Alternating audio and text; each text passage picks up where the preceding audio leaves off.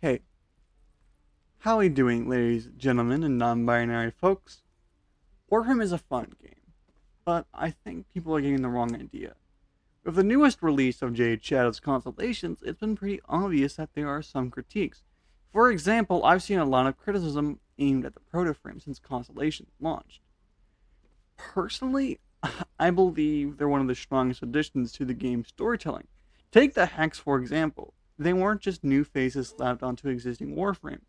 They were characters with their own personalities, conflicts, relationships that helped flesh out the world, and without them, 1999 would be vaguely hollow.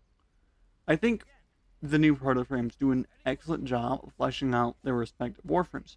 Ryuk, for example, knows exactly how to imagine Ash would act if he would be apologies. Ash would act if he were allowed to be an actual character instead of a silent space ninja. And none of this should really come as a surprise. Digital Extremes have been talking about expanding the Protoframe cast for a long time, including the addition of Ash and Garuda, respectively. Because at the end of the day, Protoframes give Warframes some more opportunities for character driven storytelling. They give Warframes more personality and room to interact in ways they simply couldn't before. Also, I really don't like how people claim the Railjack grinding is useless now.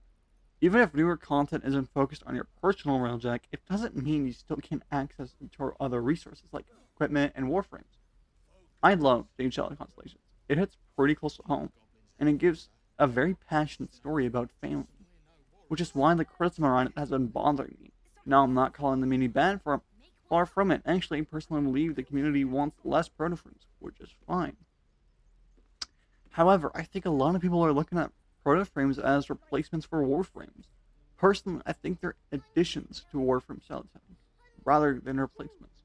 Overall, Jade Shadow's Constellation is one of my favorite updates. The idea of using a Protoframe's personal Railjack is a lot more fun than the player's Railjack.